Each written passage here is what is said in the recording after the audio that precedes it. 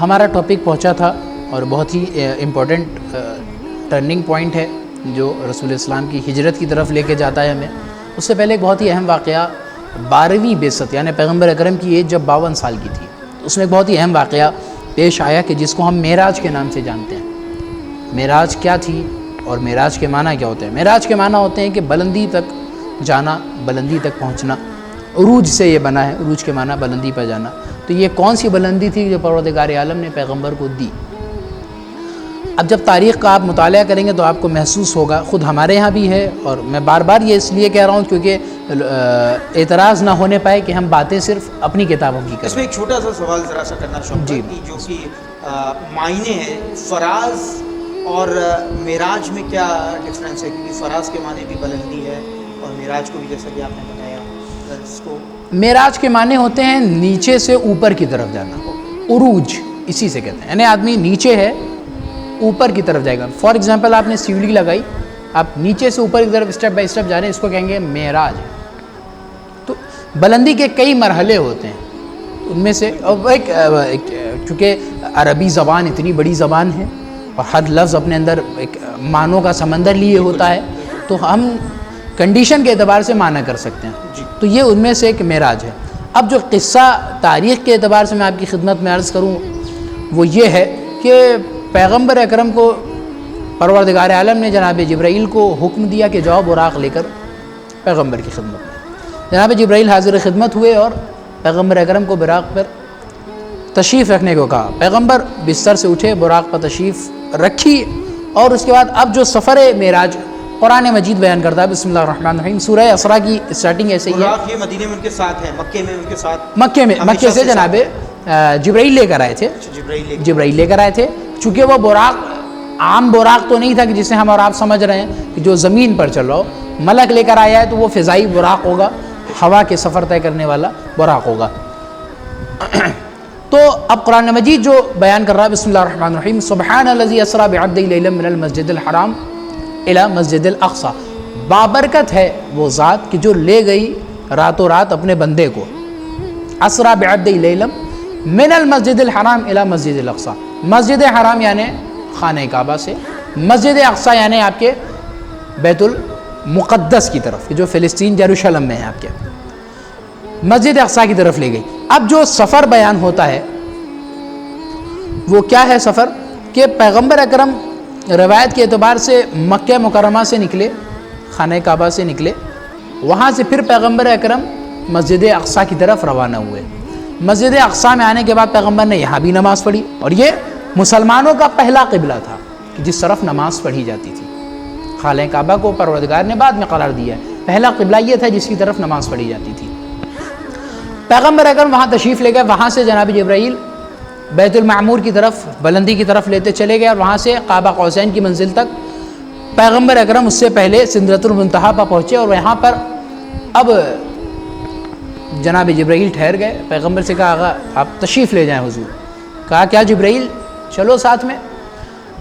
کہا نہیں, لو دنو تو انملتن لحترقت. جناب جبرائیل نے کہا اگر میں اس سے ایک انگلی بھی آگے بڑھ گیا تو میں جل جاؤں گا. جبریل کہہ رہے ہیں رسول اسلام سے کہ میری حد یہیں تک ہے, میں اس سے ایک انگلی بھی آگے بڑھا, ایک قدم بھی نہیں, ایک اسٹیپ بھی نہیں, ایک انگلی بھی آگے بڑھا تو میں جل جاؤں گا. لحترقت, تو میں جل جاؤں گا, میرے بالوں پر جل جائیں گے. پیغمبر وہاں سے خود براق سے آگے تشریف لے گئے اور ایک منزل مقصود تک پہنچے, قاب قوسین او ادنیٰ. قرآن مجید نے کہا کہ 2 کمان کا فاصلہ یا اس سے بھی کم کا فاصلہ تھا جہاں تک پروردگار پیغمبر کو لے آنا چاہتا تھا. اور وہاں پہ پروردگار عالم نے بہت ساری چیزیں پیغمبر اکرم کے حوالے کی, بہت سارے احکامات بتائے, اور سب سے امپورٹنٹ چیز جو روایتوں میں بیان کی جاتی کہ پیغمبر کو کئی بار معراج پر پیغمبر تشریف لے گئے. اب اس کی دلیل کیا ہے کہ آپ تب تاریخ دیکھیں گے تو معراج کے بہت سارے واقعات ملتے ہیں. کسی معراج میں آپ سنیں گے پیغمبر نے کئی منزلوں کو طے کیا, آسمانوں کو طے کیا, فرشتوں سے ملاقات کی, جنت و جہنم کا نظارہ کیا, بہت ساری چیزیں. تو اتنا سب ایک بار میں تو نہیں ہو سکتا, یا ہو بھی سکتا ہے لیکن پیغمبر کی روایت موجود ہے. اور پیغمبر کہتے ہیں کہ پروردگار عالم نے صرف ایک چیز تھی کہ جس کی ہر بار تاکید کی ہے خصوصاً, اور وہ امپورٹنٹ بات پیغمبر نے کہا علی کی ولایت ہے. یہ تمہیں اعلان کرنا ہے, یہ تمہارا فرض ہے کہ علی کی ولایت منواؤ لوگوں سے. اعلان کرو، علی کو یہ پہچانواؤ. بہت بڑی دلیل ہے جو ہم دے سکتے ہیں کہ جی. ولایت علی کتنا اہمیت رکھتی ہے، کتنی امپورٹنس رکھتی ہے کہ معراج پہ اللہ بلا رہا ہے بلندی پہ اور ولایت علی پہ زور دے. ولایت علی پہ زور دے رہا ہے. الغرض یہ پیغمبر کا یہ قصہ تمام ہوتا ہے معراج کا. پیغمبر اس کے بعد اب جو بہت طولانی بحث ہے، زیادہ نہیں جانا چاہتا. اب ایک مسئلہ اس میں چھیڑا جاتا ہے کہ بھئی پیغمبر کو معراج جو تھی وہ جسمانی ہوئی تھی، یعنی فزیکلی پیغمبر تشریف لے گئے تھے، یا اسپریچولی روحانی طور پہ گئے تھے. جی تاریخ میں دیکھیں گے تو آپ کو محسوس ہوگا کہ پیغمبر جو اختلاف کیا گیا یہ کہ پیغمبر جسمانی طور پر نہیں جا سکتے، چونکہ آسمان جو ہے وہ ایک پیاز کے چھلکے کی طرح ہے. یہ فلسفی گڑھ لی گئی کہ آسمان پیاز کے چھلکے کی طرح ہے، لہذا کوئی اگر جائے گا تو اس میں شگاف پڑ جائے گا، اس میں ہول ہو جائے گا. تو اب یہ ہول ہو گیا تو پھر اب یہ کس طرح سے ہول بھرا جائے گا؟ پیغمبر جائیں گے آئیں گے باڈی لے کر اپنی فزیکلی، تو یہ کیسے ہول بھر پائے گا؟ تو یہ لوگوں نے اعتراض کیا کہ پیغمبر جسمانی اعتبار سے معراج میں نہیں گئے بلکہ صرف روح پیغمبر گئی تھی. اس کا جواب آپ بہت ہی سمپل طریقے سے دے سکتے ہیں. لاجیکلی جواب یہ ہے کہ آپ پیغمبر کے معراج پہ جانے کر تو اعتراض کرتے ہیں فزیکلی، تو آپ اس میٹر پر کیوں اعتراض نہیں کرتے کہ اللہ نے کس طریقے سے جناب آدم کو جنت سے زمین پر بھیجا تھا؟ پیغمبر وہ بھی ہیں، پیغمبر یہ بھی. تو جس طریقے سے جناب آدم زمین پر آئے اور آسمان میں شگاف نہیں پڑا، تو پیغمبر یہاں سے تشریف لے جائیں گے تو شگاف کیسے پڑے گا؟ ایک سیدھی سی بات ہے. تو جس راستے سے آدم آئے اسی راستے سے پیغمبر چلے گئے. تو یہ کوئی بہت بڑی دلیل نہیں. اور بھی باتیں ہیں، میں یہاں پر نہیں عرض کر رہا. تو یہ ایک 12ویں سال کا بعثت کی بڑا ہی مشہور واقعہ تھا، اور اس بارے میں بھی سفینۃ البحار میں روایت موجود ہے حضرت امام صادق علیہ الصلوۃ والسلام کی، کہ آپ نے فرمایا کہ جو شخص معراج کا انکار کرتا ہے وہ ہم میں سے نہیں ہے. یعنی اتنا زیادہ ہمارے مذہب میں، شیعہ مذہب میں، اسلام میں اس معراج کی اہمیت ہے کہ امام نے فرمایا کہ جو اس کا انکار کرے گا وہ ہم میں سے نہیں ہے. معراج اتنی زیادہ امپورٹنس رکھتی ہے. اس کے بعد کا آپ اہل سنت برادران میں بھی معراج اسی طریقے سے ہے. جی بس تھوڑا سا جو میں نے بتایا کہ کنٹروورسی جو کی گئی، فضیلت وہی رکھتی ہے، اہمیت وہی رکھتی ہے. جی مانتے وہ بھی ہیں، بس تھوڑا سا مسئلہ روحانی اور جسمانی والا کنٹروورسی پھیلائی گئی ہے، اور یہ بہت بات کا مسئلہ تھا.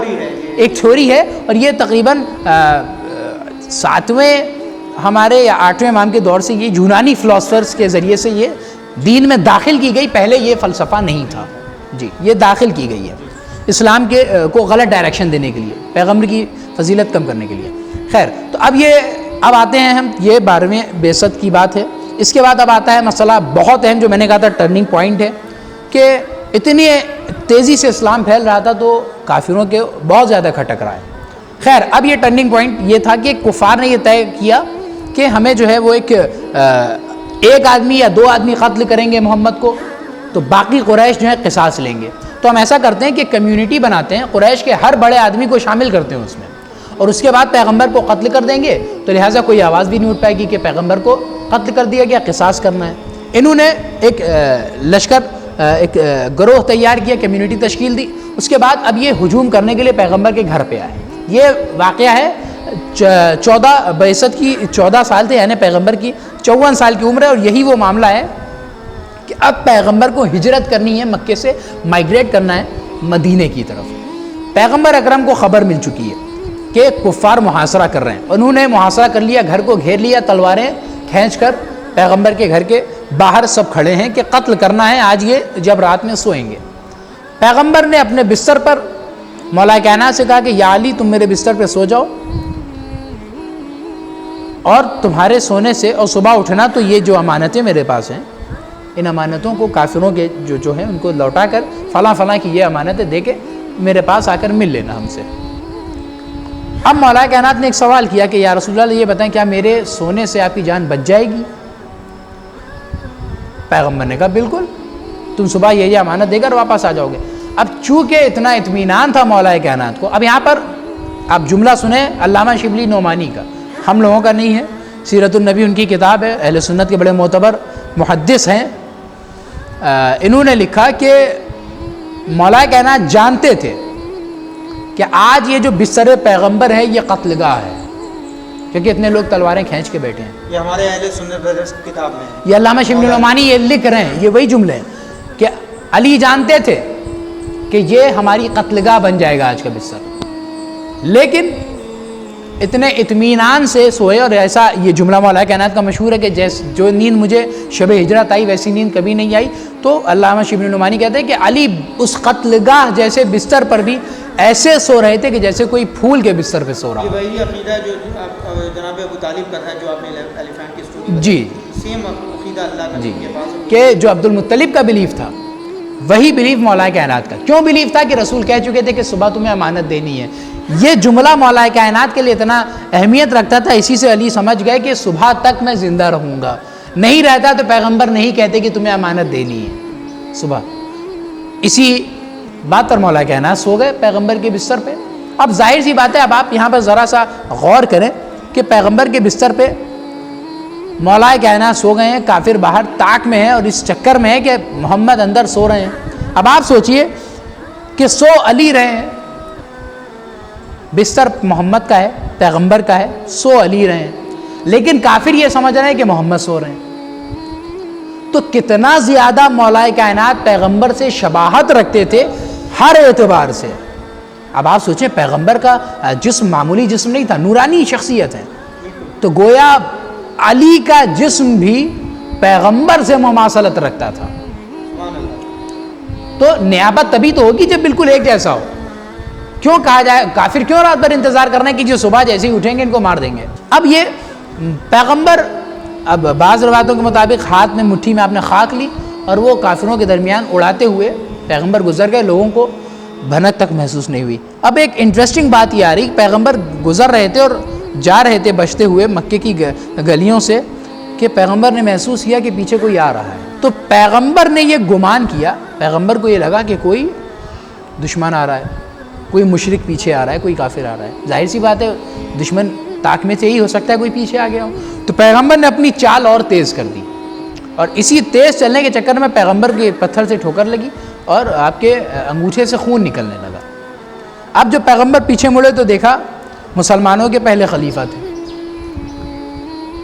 اب آپ دیکھیے جو میں بات کہنا چاہ رہا تھا، ادھر سو علی رہے ہیں بستر پیغمبر پر اور کافر بھی یہ سمجھ رہا ہے کہ محمد سو رہے ہیں، اور یہاں پیچھے مسلمانوں کے خلیفہ اول آ رہے ہیں اور نبی یہ سمجھ رہا ہے کہ کوئی کافر آ رہا ہے. اور خود ان کی ذات نے سبب یہ بنے کہ پیغمبر کے ٹھوکر لگی اور وہ ان کے خون نکل آئے قدم مبارک سے. تو پیغمبر نے ان کو ساتھ لیا اور غار میں گئے. اس کے بعد وہاں پر پروردگار عالم کی طرف سے انتظام ہوا، چونکہ کافر دشمن پیچھے لگے ہی تھے تاک میں. تو مکڑی نے وہاں پر جالا بن دیا، کبوتری نے آ کے وہاں پر انڈے دے دیے. تو یہ سارے انتظامات قدرت کی طرف سے ہوتے گئے.